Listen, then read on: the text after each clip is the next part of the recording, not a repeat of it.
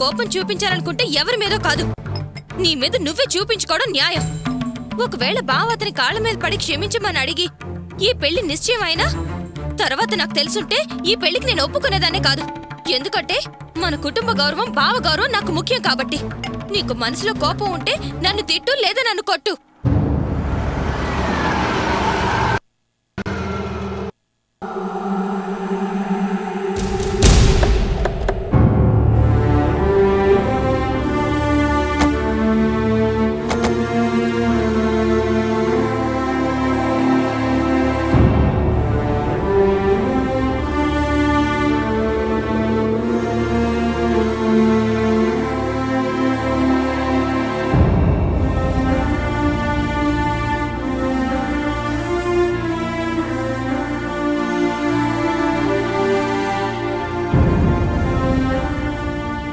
అదేంటండి, గుమ్మం దాకా వచ్చి లోపలికి రావాలా వద్దా అని ఆలోచిస్తున్నారు?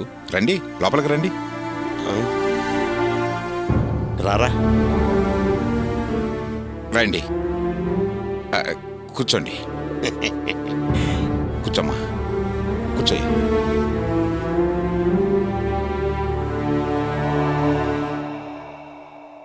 మమ్మల్ని అటు నుంచి అటే పంపిస్తారేమోనని భయపడుతూ వచ్చాను. మీరు మనస్ఫూర్తిగా రమ్మని పిలవగానే ఆనందం, ఆశ్చర్యం రెండూ కలిగాయి. ఇందులో ఆశ్చర్యపడాల్సిందే ఉందండి. ఇంటికొచ్చిన వారిని ఎవరినైనా ప్రేమగా లోపలికి ఆహ్వానించడం సంస్కారం. అది మన సాంప్రదాయం కూడా. పలకరిస్తే శత్రువుకైనా సమాధానం చెప్పాలి కదండి. ఆ సాంప్రదాయాన్ని మేము మర్చిపోలేదు, మర్చిపోం కూడా. అంకుల్, మీరు ఇండైరెక్ట్గా నన్నే అంటున్నారని నాకు అర్థమైంది. చచ్చా, ఇండైరెక్ట్గానైనా డైరెక్ట్గానైనా ఎవరినో ఏదో అని ఇబ్బంది పెట్టే అలవాటు నాకు లేదు బాబు. ఊరికే పద్ధతి చెప్పా, మన సాంప్రదాయాన్ని గురించి మాట్లాడాను అంతే. మీకు ఇబ్బంది కలిగించుంటే క్షమించండి. అంకుల్, వదిలేయండి. నేను తప్పు చేశాను, అందుకే క్షమాపణ అడగాలనుకుంటున్నాను. అందుకే నాతో మమ్మీ డాడీని వెంట పెట్టుకొచ్చాను. చూడండి, జరిగిన విషయానికి ఎవరూ కారణం కాదు, కావాలని చేయలేదు. అది అలా జరగాల్సి ఉంది, జరిగిపోయింది. కానీ ఆ విషయంలో మీరు వాళ్ళని క్షమించాలని అడగాలనటం నాకెందుకో నచ్చలేదు. మా వరలక్ష్మి నాకు తెలియకుండా అన్ని ఏర్పాట్లు చేసింది. అందుకని నాకు కాస్త కోపం వచ్చిన మాట వాస్తవమే.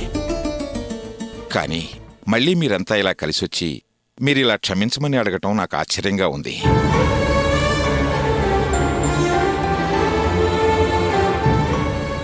ఇంత మార్పు ఇంత త్వరగా ఎలా సాధ్యం? Time is final. దేన్నైనా టైమే డిసైడ్ చేయాలి. అందుకే టైమ్ ఈజ్ బెస్ట్ అని కూడా అంటారు. జనరల్గా చాలా మందికి రియలైజ్ అవడానికి చాలా రోజులు పడుతుంది. బట్ నాకు కాస్త టైం చాలు. ఆ కాస్త టైంలోనే రీకలెక్ట్ చేసుకుని రీకన్సిలేషన్ చేసుకుంటా, బ్యాలెన్స్ చేసుకుంటా. వాట్ ఈజ్ వాట్ అనుకుని సెల్ఫ్ డిస్కషన్ చేసుకుంటా, దాంతో డెసిషన్ తీసుకుంటా. ఆ టైంలో మనసు చాలా దెబ్బ తగిలింది. అందుకే చాలా డిస్టర్బ్ అయి ఉన్నా. అందుకనే కావ్యను పెళ్లి చేసుకోనంటే మీరే ఎలాగోలాగా గోపిని తెచ్చి నా కాళ్ళ దగ్గర పడేస్తారు అనుకున్నా. దాంతో నాకు జరిగిన అవమానం సమానమైపోయి టిట్ ఫర్ టాట్ అనుకున్నా. కానీ అలా జరగలేదు. తర్వాత ఆలోచించేస్తే నేను ఆలోచించిన తప్పని తెలిసింది. ఆయన దగ్గరకు క్షమించమని అడగగానే ఆయన హీరో అయిపోయాడు, నేను విలన్ అయిపోయాను. అదే గాని నేను అడిగినట్టు నా కాలు పట్టుకుని ఉంటే ఆయన మంచివాడు, అందరి దృష్టిలో దేవుడు అయిపోయేవాడు. నేను తప్పుడు వాణ్ణి, వెధవని అనుకునేవారు. మీరన్నట్టు జరిగిన దానికి ఎవరూ కారణం కాదు. యాక్సిడెంటల్గా నా బుర్రకు తట్టింది కూడా. నేను మనసు పెట్టి చూడలేకపోయాను. మైండ్ అంతా దెబ్బలు తిన్నానని దాని మీద కాన్సన్ట్రేట్ చేయడం జరిగింది. రివెంజ్ ఆలోచించాను అంతే. అసలు నేను అలా ఆలోచించిన కారణం చిన్నప్పటి నుంచి పుట్టి పెరిగిన పద్ధతి. చిన్నప్పటి నుంచి పట్టుదల ఎక్కువ. అనుకునే జరిగి తీరాలి, అడిగింది అయిపోవాలి, ఎక్కడికెళ్ళి నేను నెంబర్ ఉండాలని అరడపడే మనస్తత్వం. అలాంటి నన్ను ఎవరో కొట్టేసరికి తట్టుకోలేకపోయాను. అందుకే అలా బిహేవ్ చేశాను. కావ్య, నా ఈగోతో నా పెళ్ళి అవుతా అనుకున్నాను. కానీ 2-3 రోజుల నుంచి నీ ఆలోచనలే నా చుట్టూ తిరుగుతున్నాయి. నీలాంటి ఒక మంచి అమ్మాయిని ఎక్కడ మిస్ అయిపోతాను భయం. కావ్య, మన పెళ్ళి ఓకే అనుకున్న తర్వాత నీ ఫోటో నా పర్సులో పెట్టుకుని నా ఫ్రెండ్స్ అందరికీ చూపించాను. నా ఫియాన్సీ అని గొప్పగా చెప్పుకున్నాను. కానీ ఇప్పుడు వాళ్ళంతా అడిగితే నా మొహం చూపించలేకపోతున్నాను. ఏ అవమానం కోసం నీ బావని నా కాళ్ళ మీద పడి క్షమాపణ అడగమన్నాను, ఆ అవమానమే నన్ను వెంటాడేట్టుంది. I'm feeling guilty Kavya. Sorry Kavya, I'm really sorry. చూడు కావ్య, నేను ఇప్పుడే ఈ క్షణమే నిన్ను పెళ్లి చేసుకోవడానికి రెడీగా ఉన్నాను. What you say? Tell me Kavya, please tell me.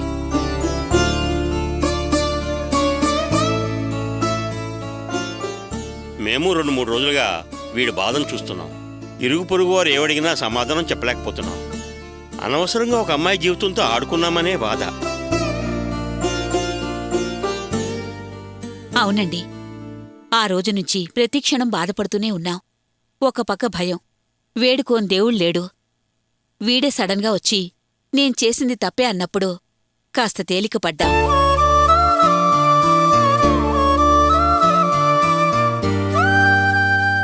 జరిగిందానికి మమ్మల్ని మనస్ఫూర్తిగా క్షమించండి.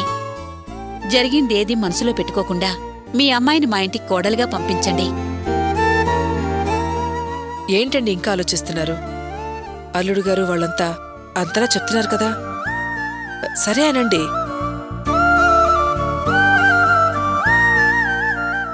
ఏం బావగారు, మీరేం మాట్లాడడం లేదు? అంటే మా మాటలు మీకు నమ్మశక్యంగా లేవా? మీరు చెప్పేది చెప్పారు, నాదే ఉందండి. ఇది కావ్య జీవితానికి సంబంధించిన విషయం, తన లైఫ్ పార్ట్నర్ విషయం. నిర్ణయం తీసుకోవాల్సింది, చెప్పాల్సింది తను. ఏమ్మా, మా వాడు జరిగిందని క్షమించమని అడిగాడు కదా, నువ్వు క్షమించానని ఒక మాట చెప్పకూడదు? మీరంతా ఇలా మనసు విప్పి మాట్లాడడం నాకు చాలా బాగా నచ్చింది.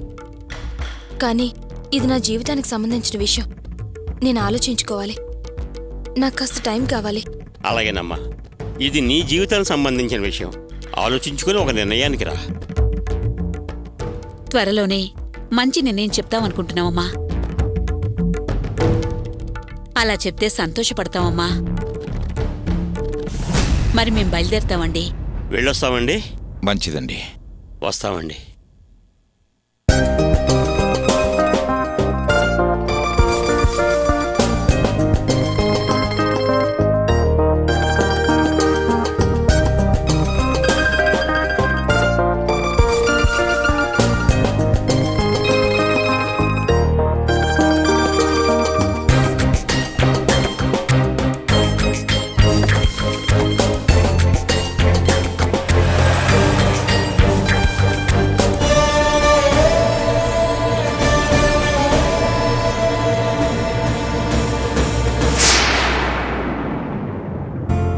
సేటు చాక్లెట్లు ఇవ్వు. ఇదిగో. సేటు పిండి. ఏమయ్యా, ఆ రోజు మీ అమ్మతో కలిసి వచ్చినప్పుడే చెప్పాను అప్పివ్వటం కుదరదని. మళ్ళీ సంచి ఒకటి తీసుకుని వచ్చి పిండి అంటావేంటయా? నేను కొనడానికి రాలేదు సేటు, పిండి వేయటానికి వచ్చాను. ఏమిటి, సరుకు వేయడానికి వచ్చావా? ఏం సరుకు బాబు? రుబ్బిన పిండి అండి. రుబ్బిన పిండా? ఆల్రెడీ ఆ పిండి నా కొట్లో ఇద్దరు వేస్తూనే ఉన్నారయ్యా. పర్వాలేదు సేటు, ఆ పిండి వేరు ఈ పిండి వేరు. అది రోల్డ్ గోల్డ్, ఇది గోల్డ్. వాటన్నిటికంటే ఇది చాలా బెటర్. మా అమ్మ చేతి పిండి సూపర్గా ఉంటుంది. ఒక్కసారి చూడండి, బాగా సేల్ అవుతుంది. ఉన్నయి సేల్ అవడమే కష్టంగా ఉందయ్యా, ఇంకా కొత్త వేసుకుని ఏం చేయమంటావు? అలా అనక సేటు, మార్కెట్లోకి ఎన్నో గొప్ప సరుకులు వస్తూ ఉంటాయి. కొత్తగా వచ్చినవి సూపర్గా ఉంటే బాగా సేల్ అవుతాయి కదా.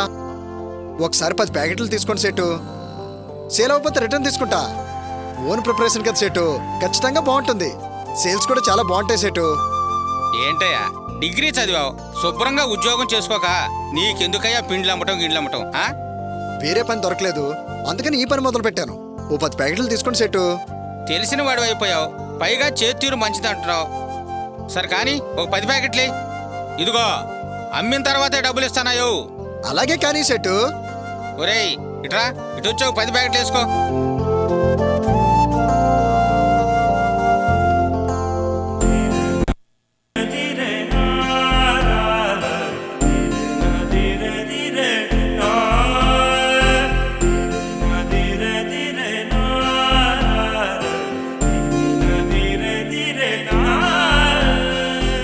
సెటు 10 ప్యాకెట్లు వేస్తాను సెటు. అది సరే, సాయంత్రం వచ్చి డబ్బులు తీసుకెళ్ళు. అలాగే కానివ్వండి.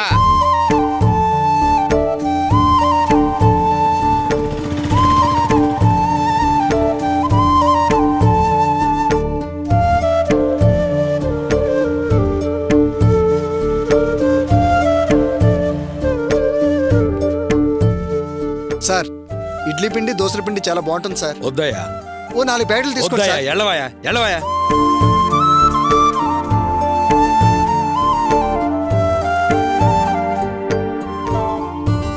సాయంకాలం వచ్చి డబ్బులు తీసుకుంటానన్నా. అలాగే బాబు.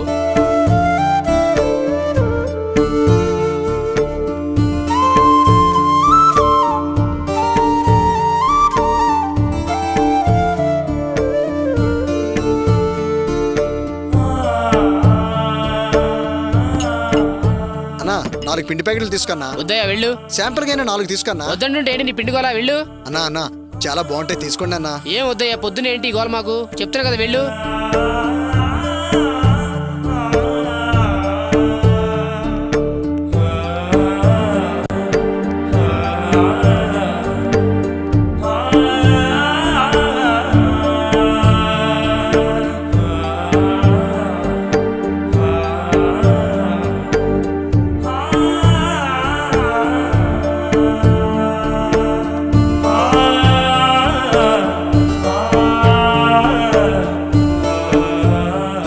అక్క, సాయంత్రం వచ్చి డబ్బులు తీసుకుంటాను.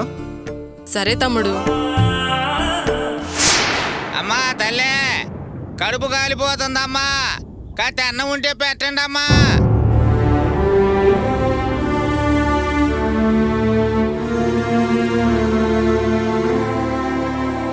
అమ్మా తల్లి, నీకు పుణ్యం ఉంటుందమ్మా.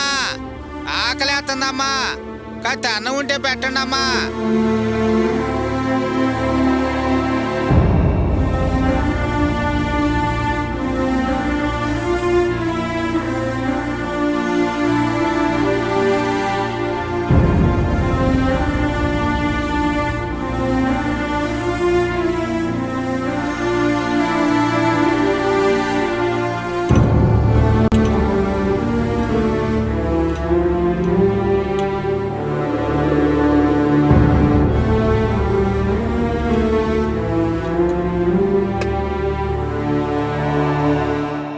ఇంకేమైనా కావాలా?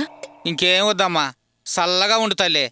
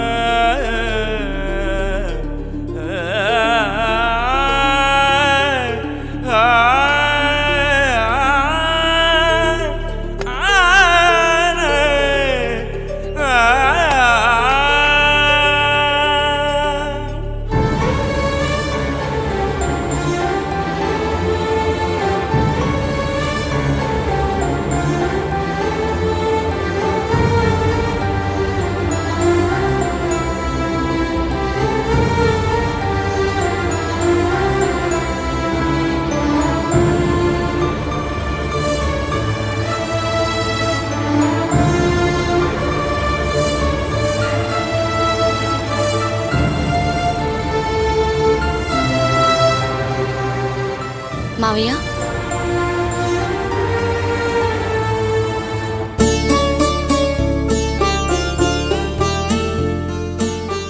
తినండి మావయ్య. అక్క అనవసరంగా మీ మీద చాలా కోపంగా ఉంది. దానికి కారణం నేనే కదూ. అసలు దిద్దు నేను అజాగ్రత్తగా పెట్టుకుని మీ మీద నింద పడేటట్టు చేశాను. ఆలోచిస్తే నా మూలంగానే మీరు పస్తులున్నారనిపిస్తుంది. సొమ్ము పోగొట్టుకున్నదాన్ని నేనే వాటి గురించి మర్చిపోయాను. కానీ అక్క మీ మీద చాలా కోపంగా ఉంది. నిన్నటి నుంచి మీరు ఏం తినకపోయినా మిమ్మల్ని పట్టించుకోలేదు. నాకు చాలా బాధగా ఉంది మావయ్య. దయచేసి అన్నం తినండి మావయ్య. వద్దమ్మా, నాకు అన్నం తినాలనిపించట్లేదు. తినండి మావయ్య. అత్తయ్య బయటికెళ్లారు. వచ్చేలోపు తినేసేయండి, లేకపోతే మీకు అన్నం పెట్టినందుకు నన్ను తిడతారు. ఆల్రెడీ దొంగనే ముద్రపడింది, మళ్ళీ దొంగ తిండి తినాలనే పేరు నాకెందుకమ్మా? వద్దమ్మా, తీసుకెళ్ళి లోపలికి తీసుకెళ్ళి. మీరు తెచ్చిన కిరాణా సామాన్లే, మీరెందుకు తినకూడదు? తినండి మావయ్య. వద్దమ్మా, నన్ను ఇబ్బంది పెట్టకు. సరే మావయ్య, అన్నం తినమని ఇబ్బంది పెట్టను, డబ్బులిస్తాను, తీసుకోండి. ఆ, ఎందుకమ్మా? మావయ్య, ఇంట్లో తినడానికి ఇబ్బందిగా ఉంటే హోటల్కెళ్ళైనా తినండి. ఏంటి మావయ్య ఆలోచిస్తున్నారు? పొద్దున బావ వెళ్ళేటప్పుడు కూడా మీ ఖర్చులకి డబ్బులివ్వలేదు, అది నేను చూశాను. అందుకే నేనిస్తాను, తీసుకొని ఏదైనా హోటల్లో తినండి. డబ్బులు తీసుకెళ్లి హోటల్లో తినటం, ఈ అన్నం తినటం ఒకటేనమ్మా.